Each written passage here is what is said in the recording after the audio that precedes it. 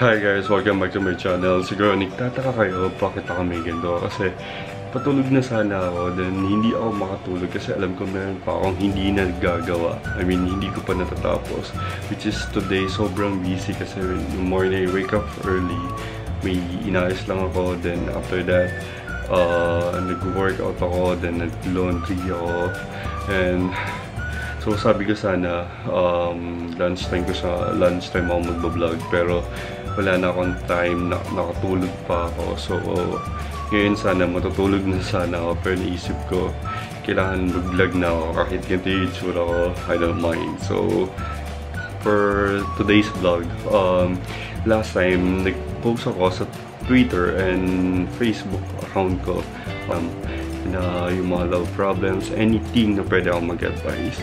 So 5 lang yung napili ko, which is sa Twitter pa. Ang dami kong na-receive, pero gusto ko kasing medyo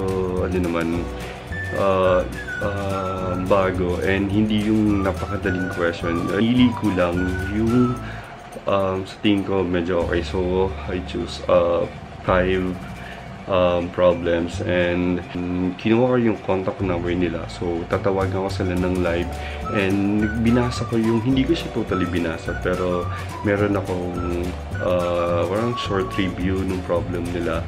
And ngayon tatawagin natin sila ng tonight, kung gising pa sila, tawagan natin sila. So let's get started. So tawagin na natin sila. So hindi ko naman sinasabing sobrang galing ko mag-advise or what, pero sa akin kasi kung ano yung tingin ko na okay, or tingin ko ano yung perception ko, yun yung sasabihin ko, and it's up to them kung i-apply nila yung advice ko or what. So let's get started.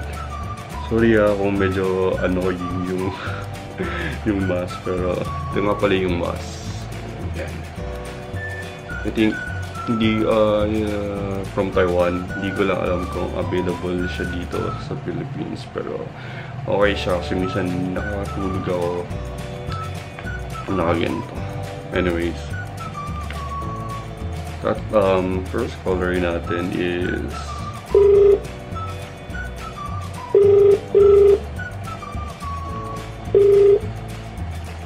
hello.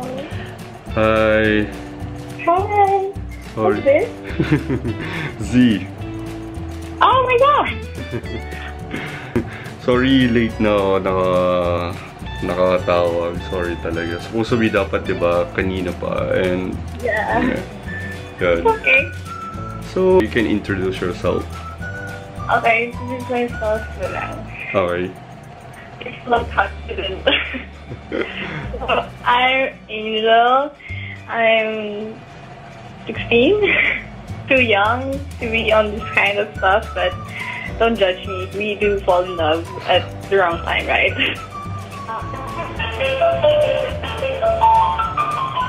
Ano daw?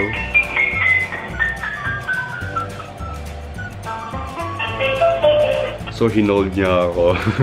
So, baka napindot na lang. So, take 2. So, let's call her again.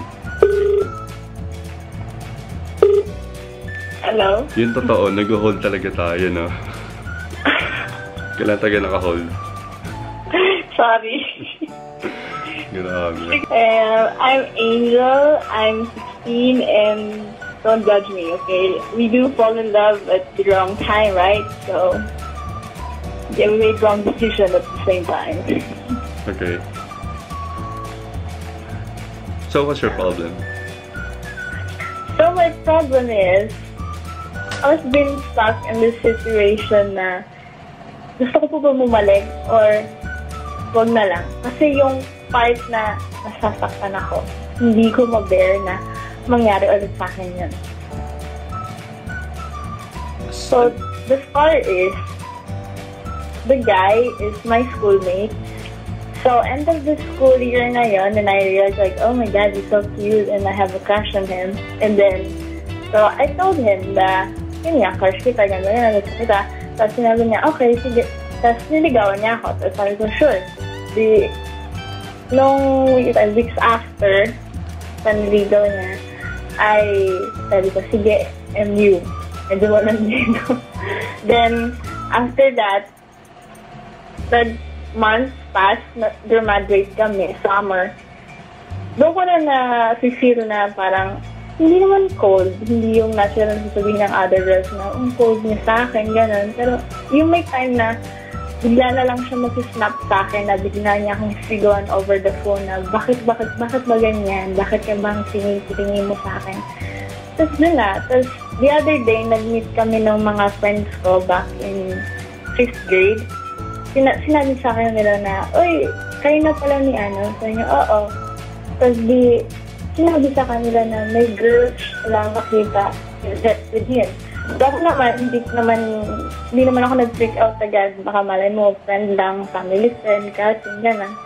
Tapos, weeks pass, dun ko na nasifeel na parang ang layo-layo na, ang labo na. Tapos, kinonfront ko siya, tinanong ko, may problema ba? So, wala lang sinasagot niya sa akin. Tapos, yun. I asked some of his friends, tapos nalaman ko one of her best friends na babae, na yung ex niya, binalikan niya. And I feel really bad. So bad that wasn't I enough for him? Pinagkulang ba ako sa kanya?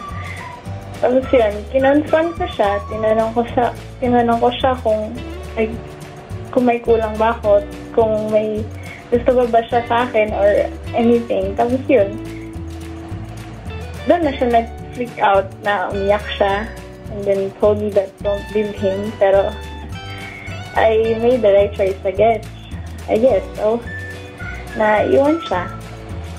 I guess it's for the best. Kasi both part of me, ang sakit-sakit talaga. To realize na you love the guy, but then at the same time, he begged to cheat on me. So yun.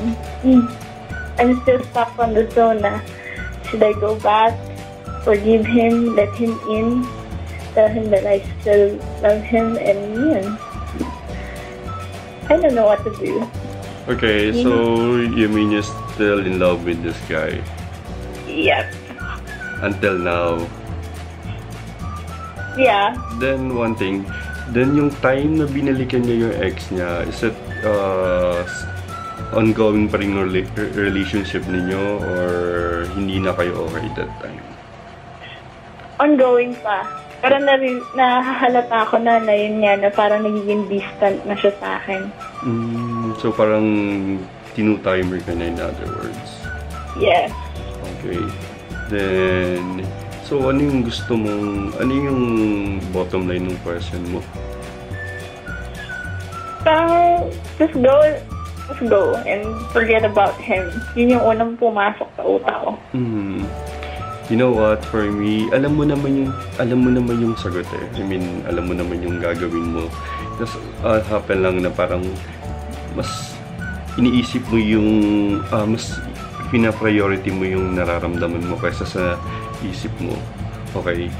So for me, kung ako yung nasa situation mo, kung ganun yung nangyari, kasi masyado ng common kapag sinabi ko na, nagawa ka niya ng lokohin, pwede ganyan lokohin anytime, no? Masyado na siyang, generic na, na advice. So sa akin, na alam mo na yung sagot eh, alam mo sa sarili mo yung sagot, ikaw lang nagpipid sa sarili mo na parang, gusto ko pa. Diba? Though alam mo na ginawa niya yun, dapat alam mo na sa sarili mo kung ano yung gusto mo talaga, which is kailangan mag-move on ka na, and hindi naman worth it. And like you said, you're still young, you're just 16, so diba, mahaba pa yung panahon mo para to meet other guy or people around you. So parang this time, isipin mo yung sarili mo and yung value mo as a girl, diba? Na parang kung hindi ka na pala na bigyan ng value during your time na na sa relationship ninyo, siguro hanggang doon na lang yun. And first, siguro na take advantage ka lang kasi sinabi mo na crush mo siya, then parang pinursu ka na. First, though sa akin wala naman akong negative reaction doon. I mean, sa akin, para lang na-take advantage siya kasi parang naging madali para sa kanya na nakuha kanya kasi nga, crush mo siya. So, for me, better to do is, move on and forget about it. Hindi ko pwedeng sabihin kagad sa'yo na kalimutan mo na siya kasi it's a process. So, hindi siya ganun kadali. So, for sure, until now, you're still in pain. Pero, kung alam mo kung ano yung makakabuti sa'yo, yun na yun eh. Diba? Hindi mo na kailangang balikan or stop asking questions na alam mo naman na imposible na magkaroon ng magandang sagot.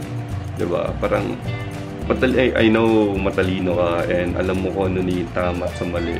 So, I guess, kaya mo mag-decide sa sarili mo kung ano yung kailangan mong gawin. Hindi ko pwedeng sabihin sa'yo ngayon na, hindi, stop mo na kasi hindi na tama. Nasa sayo pa rin yun kung gagawin mo yung advice na sasabihin ko sa'yo. Diba? So, ngayon, for me, siguro kailangan bigyan mo ng value yung sarili mo kasi yung ibang tao hindi ka nabigyan ng value, so respeto na lang sa sarili mo na bigyan mo ng value yung sarili mo, diba? Yun lang yun, kasi kung bumabalik siya, pwede naman maging friends na lang eh, so hindi naman sa ngayon na friends ka, so nasa process din yun na pwede kayo maging friends. Pero for now, isipin mo yung sarili mo na parang hindi naman siguro kagad magpalit ka or magkaroon na ng bago or what. So I guess focus sa sarili mo, bigyan mo ng respeto yung sarili mo and value, and hayaan mo na lang siya na makita na gumaganda yung buhay mo. I mean, gumaganda yung status mo nang wala siya, na parang bigyan mo siya ng dahilan para panghinayangan ka. Diba? Okay. Ano lang? Girl power it is. Hindi ako makatao eh. May mas ako. Oh my god, thank you. Oh my god, I never expect that you will pick one of my problems. Actually, hindi ko din na-expect na may ganyan. To be honest guys, I just the sister of my friend. So, alam ko yung konti ng story niya, pero hindi ko alam na may ganyan story. So, I get a personal message from Twitter na ganun nga. So, akala ko pini-playtime na lang ako. So, I call her na kung legit yung tanong niya or advice na hiningi niya. So, yun. Legit, guys. I swear. You wanna know the guy's name? I will tell you. But wag na. Huwag na natin siyang guluhin. Hindi na siya worth it para pag-usapan, di ba? Yeah. Like my sister said, masaya na daw siya. Tanggapin ko na daw. Sana yung sister mo masaya rin siyang yun. Ewan ko. Masaya ka daw ba? Pag ako ang nagtanong kung ikaw masaya. Sige na guys, may tatawagan pa kasi ako. Okay, yeah. Thank you so much, Lee. Thank you so much. I really feel so have a lot of privilege to talk to you and have used my advice about this kind of problem. Thank you so much. Sana nakatulong ako. Yan. Yeah, you really did help a lot. Like, a lot of it. So yeah. Thank you so much. I love ya. Thank you, Angel. Thank you. Bye-bye. Bye. Bye. Okay, so 1 down. So I still have 4 remaining callers na tatawagin ko. Hindi ko guys alam kung gising pa sila or tulog na, pero try ko kasi I have their contact number naman. So pag hindi sila na sumagot, siguro babasahin ko na lang yung sinin nila sa akin na problem nila. So let's go to the next caller.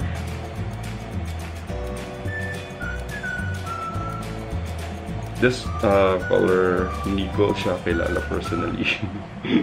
So I'm about to call it.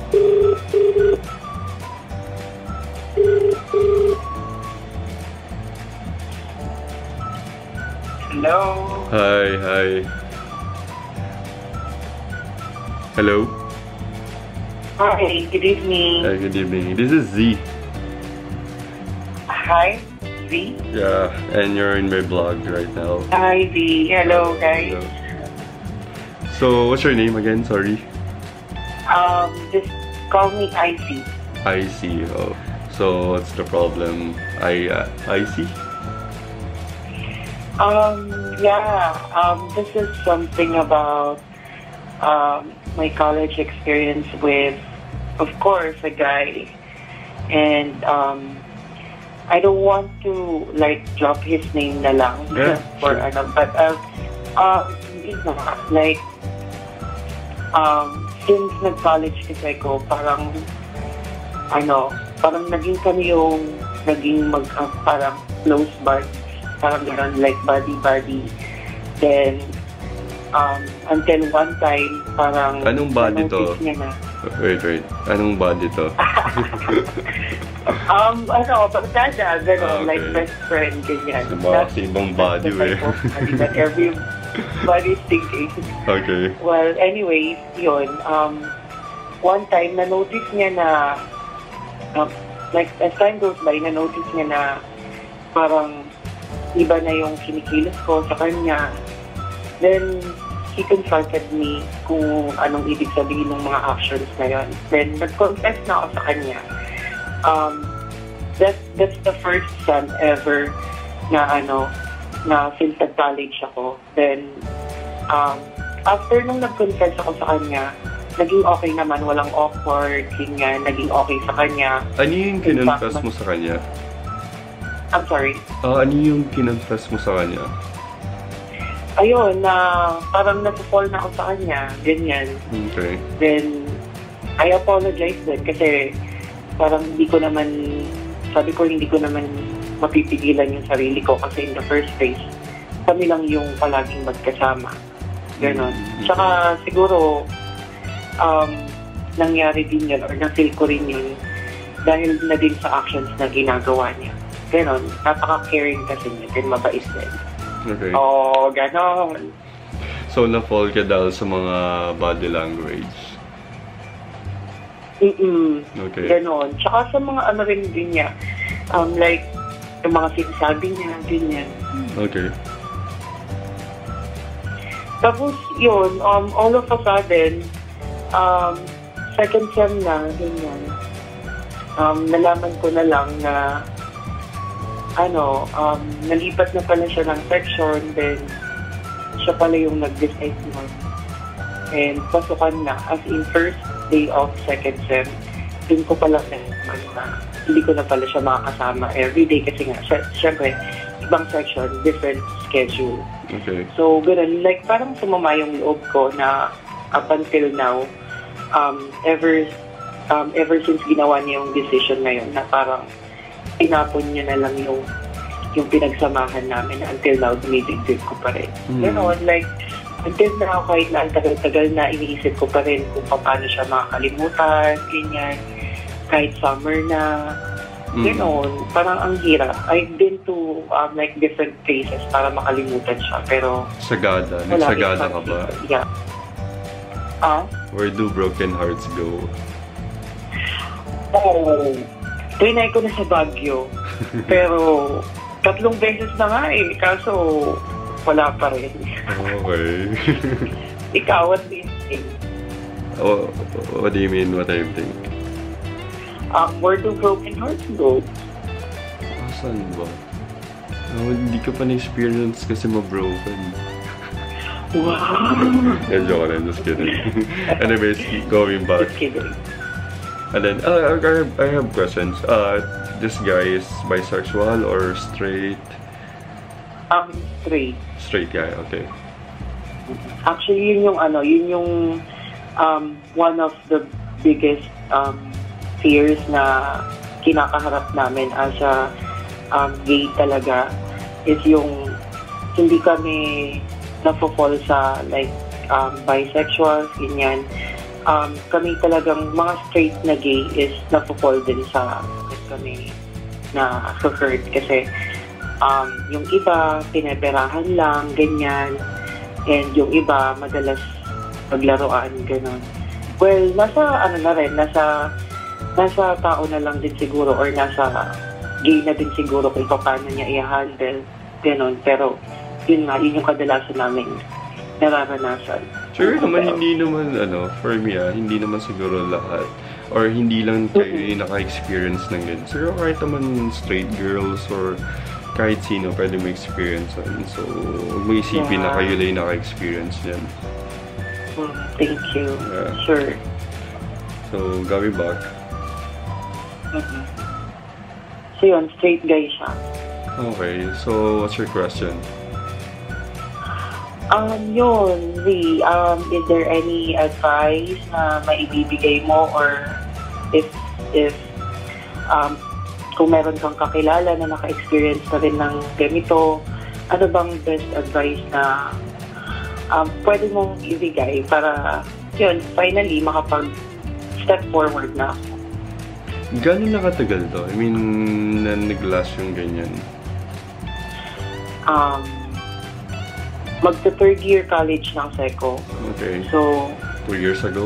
marami na ring nangyari and mga magto 2 years, 2 to 3 years na ganyan. Okay. And, do you still see each other? Or hindi na gaano? Hindi gaano. Sometimes nagsiset ako ng parang Get together? bonding time, ganyan, per day. Pero kadalasan, hindi siya nakakapunta since medyo malayo din siya sa place. Okay. Okay, so, paano ba to? So, at first, di ba hindi mo ba naisip sa sarili mo na parang medyo, nung inamin mo sa kanya na gusto, you like this guy, na parang risky na rin yung support mo kasi like you told me straight siya. So, di ba, usually na reaction ng parang hindi mag-work yung ganung relationship if ever. So, may nagkaroon ka, hindi ko kasi pwedeng sabihin na kasalanan mo kasi feelings mo yan eh. So, ikaw nakaramdam niyan, hindi yan kasalanan, okay? So, siguro lang nag-expect ka lang na may ibabalik sa'yo yung treatment or yung love the way kung paano mo pinapakita sa kanya. And binigyan mo lang masyado mo lang binigyan ng meaning yung mga pinapakita niyang body language sa'yo or sweet na mga ginagawa niya sa'yo. So, parang for me, yung nakita ko lang may opinion, na parang masyado ka lang nag-assume sa lahat. Na parang ginagawa mo lang, parang fantasy mo lang yung nangyayari. Di ba? Parang lahat na nangyayari is gusto mo. Ikaw may gusto lang. Pero the other party, which is the straight guy, hindi kayo pareho ng gusto or ng nararamdaman. Hindi mutual yung feeling. So, siguro, ang better na gawin mo is move on na nga lang. And, total hindi naman na kayo nagkikita. Like I said, masakit. Masakit talaga. It's a process. Pag-move on, hindi naman kagad. Pero, nasa sa'yo yun, bigyan mo ng dahilan yung sarili mo bakit kailangan mag-move on. Diba? Isipin mo, nag-move on ako dahil gusto ko I want to be a better person or siguro hindi siya yung deserve ko. Diba? So, I give you one advice. So, ako, before, so, this is my story. So, before, broken-hearted din ako. Then, I really love this person. And that time, I'm so teen, parang just nobody. Then, naghiwalay kami. We chose to go separate ways. And I asked myself na pero sobrang sakit sa part ko kasi sobrang umikot yung mundo ko sa kanya and siya yung mundo ko at all. Na pwede kong sabihin na kaya kong i-give up lahat para lang sa kanya. And what happened is sobrang sakit. Walang breakup na hindi masakit kung hindi ka naman nagmahal eh. So, diba? So, napaka sinungaling kapag sinabi ko na hindi ako nasaktan. So, sobrang ako nasaktan.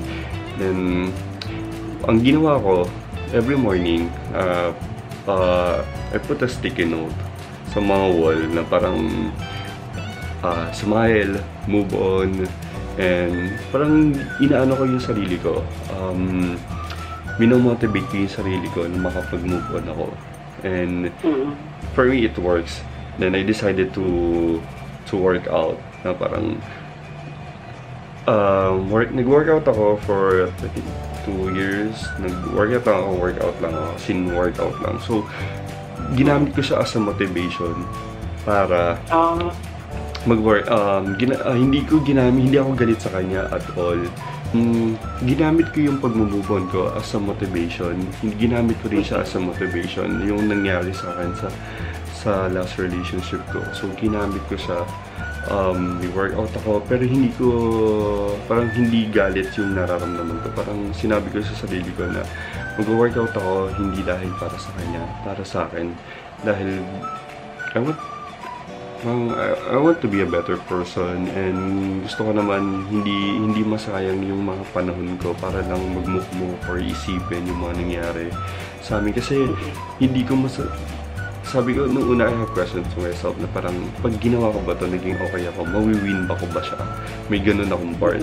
May ganun akong, parang one time naisip ko yun. Pero naisip ko, hindi na siguro. Parang siguro hanggang doon na lang talaga kami.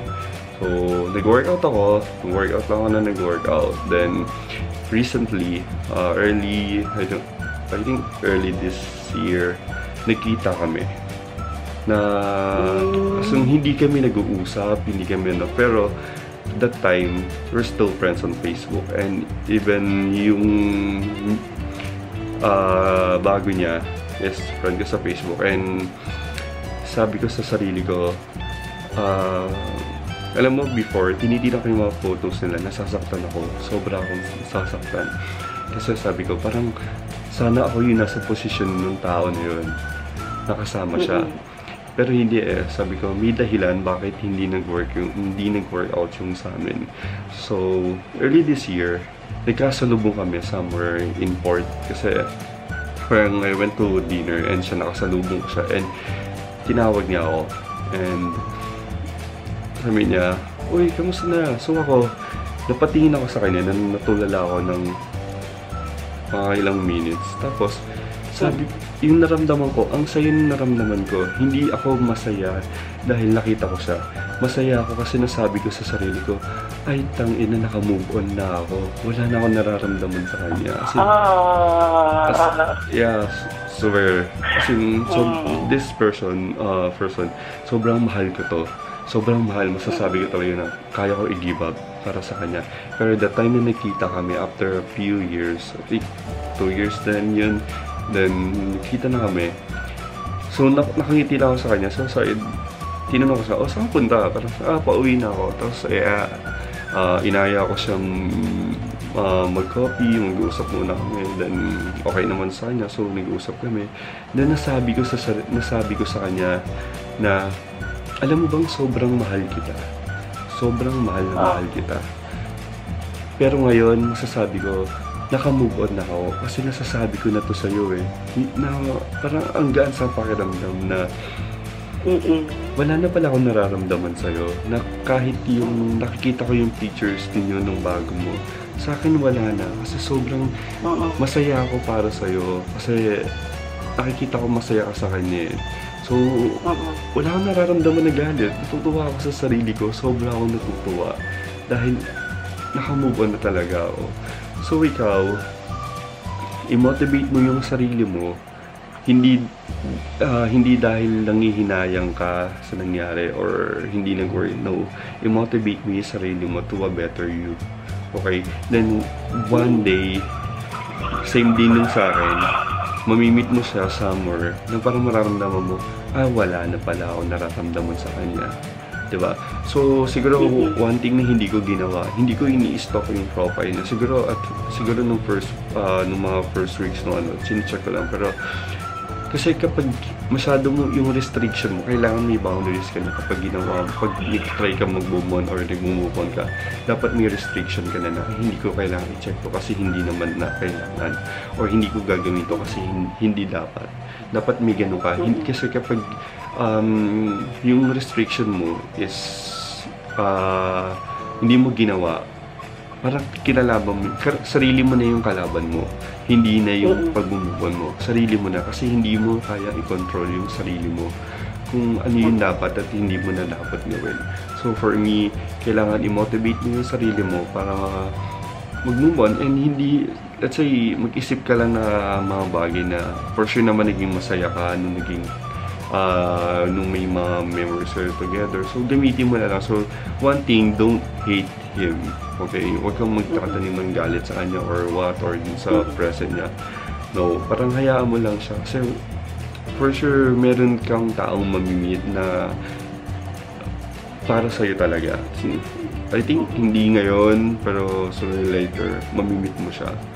Diba? So, ikaw, gawin mo na lang yung ginawa ko every morning. May ako na move on, smile, bigyan mo ng dahilan yung bawat umaga mo, bakit ka gumigising.